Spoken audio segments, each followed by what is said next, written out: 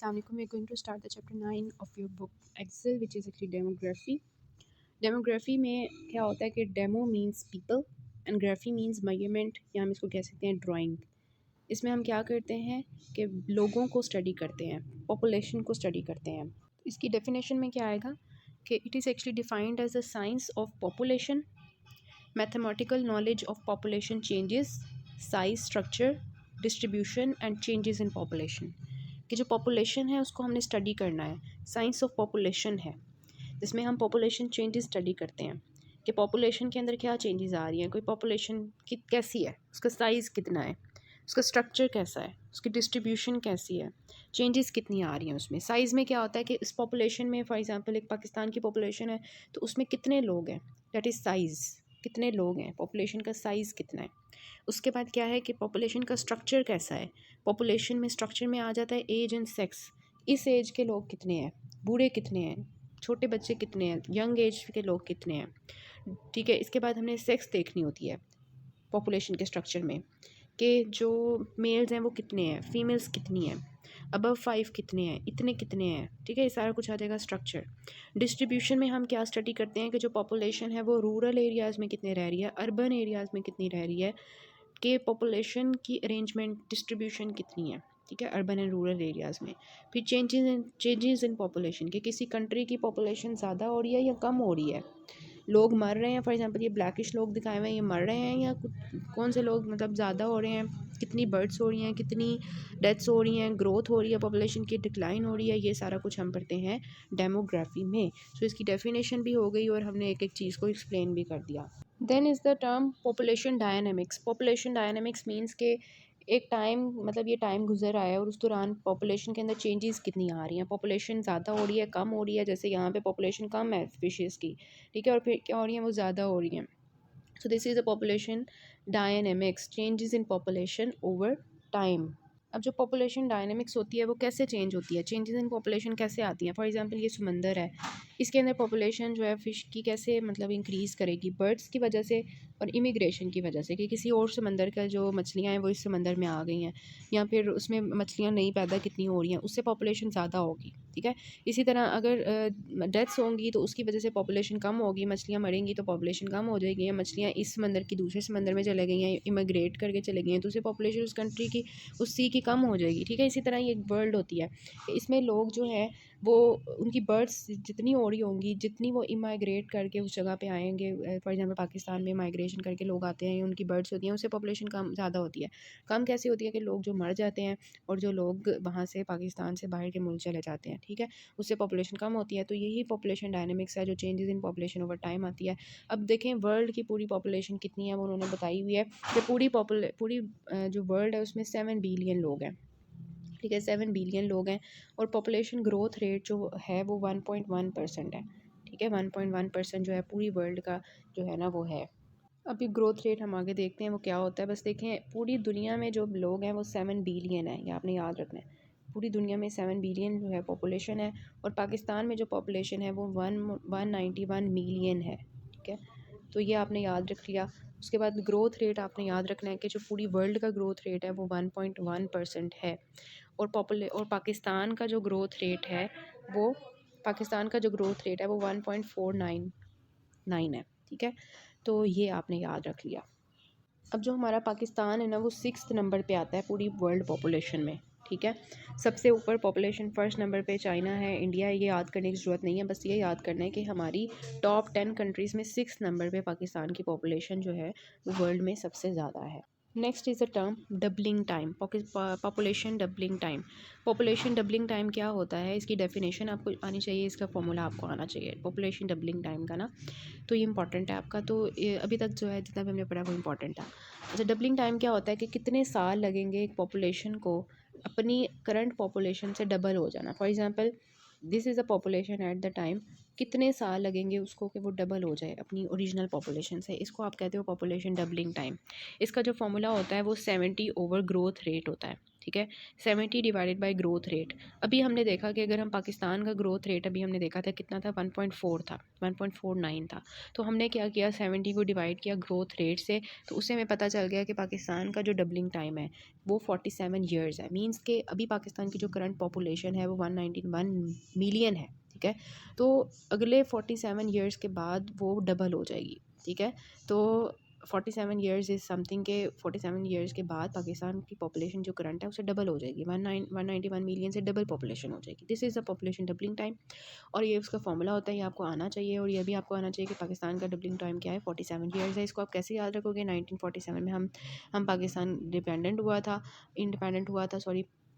तो उस 47 ईयर्स, ठीक है, 1947 तो 47 ईयर्स, इस तरह से आपने याद कर लेना है। और ये यही अगर हमने वर्ल्ड का फाइंड आउट करना है तो वर्ल्ड के हमें पता है कि ग्रोथ रेट क्या है, 1.1 है। तो 70 को 1.1 से डिवाइड करेंगे तो पूरी वर्ल्ड का जो पॉपुलेशन डबलिंग टाइम है वो 63 ईयर्स ऑलमोस्ट है।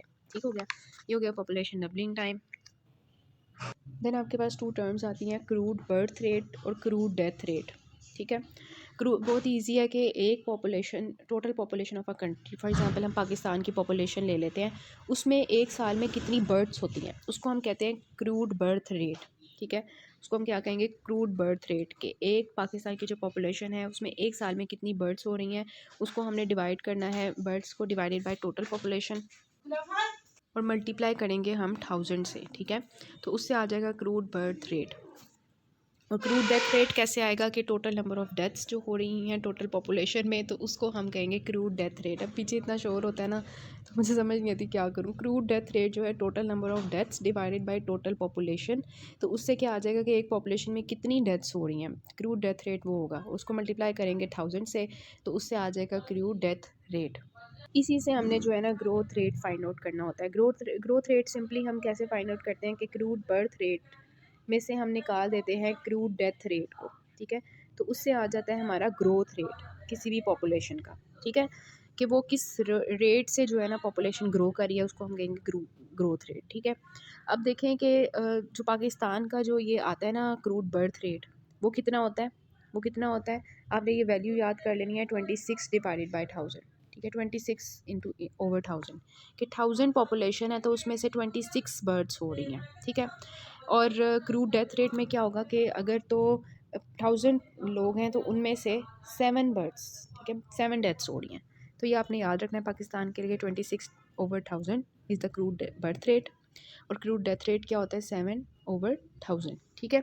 इसी तरह अगर आपसे पाकिस्तान का जैसे कि हमने फाइंड किया तो उसमें हम क्या करेंगे, क्रूड बर्थ रेट को माइनस करेंगे क्रूड डेथ रेट से, मतलब 26 माइनस 7 करेंगे हम, उसकी डिवाइड करेंगे 1000 से, तो उससे क्या आ जाएगा, 19/1000।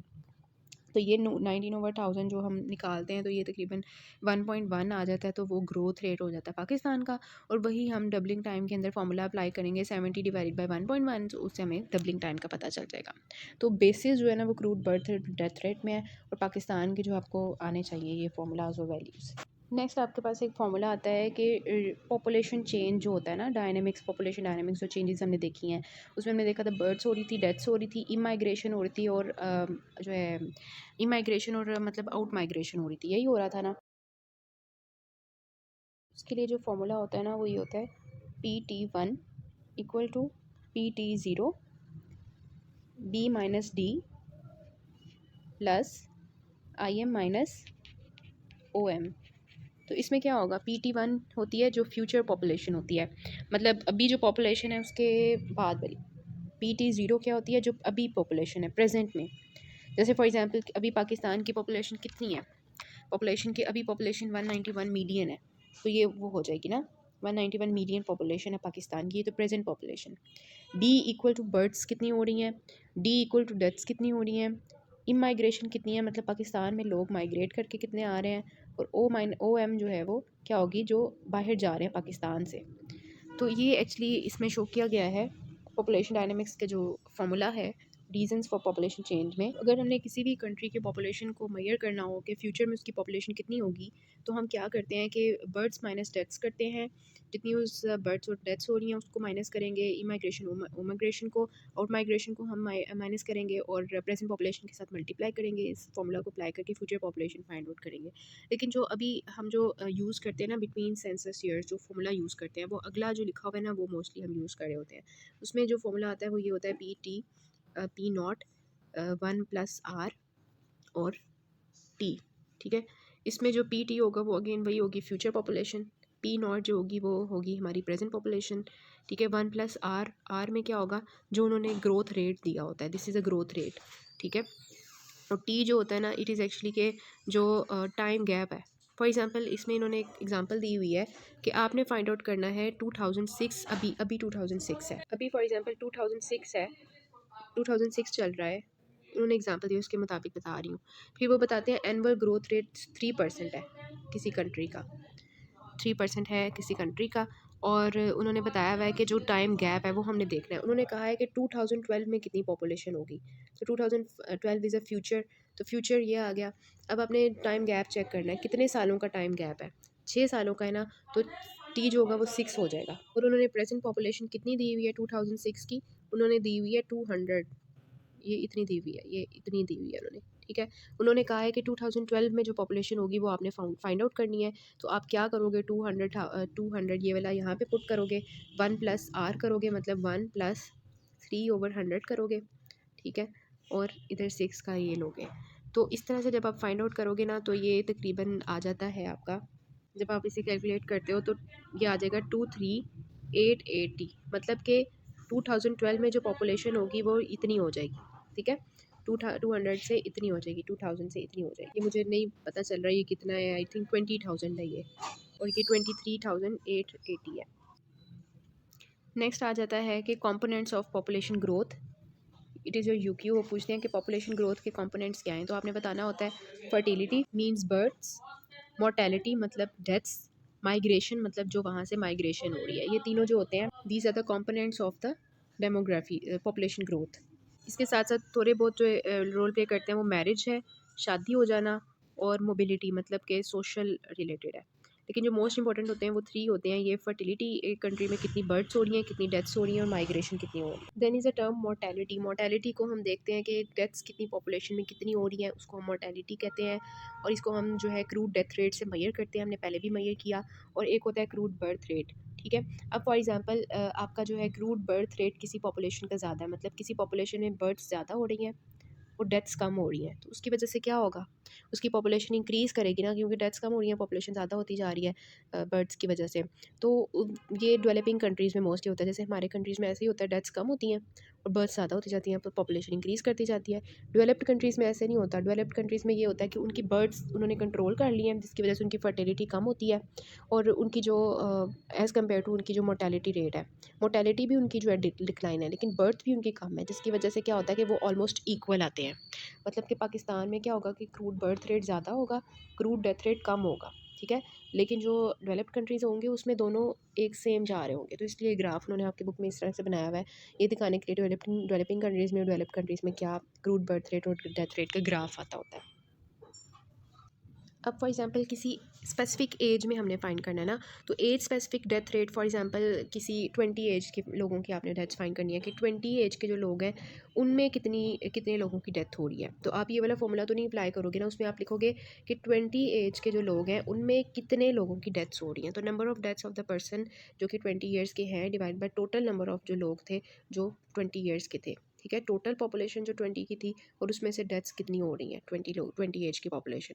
तो आप किसी भी एज के लोगों की जो है ना डेथ्स मेजर कर सकते हो एज स्पेसिफिक डेथ रेट्स। ठीक है, आपकी बुक में फॉर्मूला दिया हुआ है उन्होंने। देन इज़ योर यूक्यू के वो पूछते हैं कि what are the measures of mortality, तो उसमें आप ये लिखोगे कि पेरीनेटल मोर्टेलिटी होती है, मींस ड्यूरिंग जो प्रेगनेंसी होती है उसमें डेथ्स हो सकती है बच्चों की। भी न्यूनेटल मोर्टेलिटी होती है, जब बच्चा पैदा हो जाता है पहले साल में उसकी डेथ हो जाती है। पहले साल कह रही हूँ, जो पहला महीना होता है 1 मंथ के अंदर, उसको न्यूनेटल मोर्टेलिटी कहते हैं। फिर आपका आता है इन्फेंट मोर्टेलिटी, कि जिसमें जो 1 साल का बच्चा होता है उसकी डेथ होती है, तो उसको हम इन्फेंट मोर्टेलिटी कहते हैं। फिर मैटरनल मोर्टेलिटी होती है जिसमें मदर ही मर जाती है। तो ये 4 मेजर्स होते हैं मोर्टेलिटी के, ये आपको आने चाहिए। फिर उन्होंने लिखा हुआ है कॉजेज़, रीज़न्स क्या हैं मोर्टेलिटी के, इतने ज़्यादा रीज़न्स क्यों थे पुराने ज़माने में, क्यों इतनी डेथ्स हो जाती थी, क्योंकि वहाँ पे क्या था, फूड शॉर्टेज थी, मतलब कि खाना कम था, एग्रीकल्चर प्रोडक्शन वगैरह कम थी। फिर क्या है, डिजीज़ेज़ बहुत ज़्यादा थी, आपको पता है तब वैक्सीन तो होती नहीं थी इतनी, तो बहुत डिजीज़ेज़ फैल जाती थी, लोग बड़ी बड़ी तादाद में मर जाते थे। उनकी जो हेल्थ कंडीशन थी वो इतनी अच्छी नहीं थी, हेल्थ स्टेटस उनकी हेल्थ कंडीशन इतनी अच्छी नहीं थी, हाइजीनिक मेजर्स, सैनिटरी इंप्रूवमेंट्स इतनी अच्छी नहीं थी, ठीक है, उसकी वजह से डेथ्स हो जाती थी। तो फिर वो ये है कि हम इनकी डेथ्स को कैसे डिक्रीज़ कर सकते हैं। तो शॉर्टेज ऑफ फूड था, तो उसको हम कम करने के लिए क्या करेंगे, हम जो है वहाँ पे ट्रांसपोर्टेशन की फैसिलिटीज़ देंगे लोगों को, ठीक है, उसकी वजह से जो है ये कम हो सकती हैं।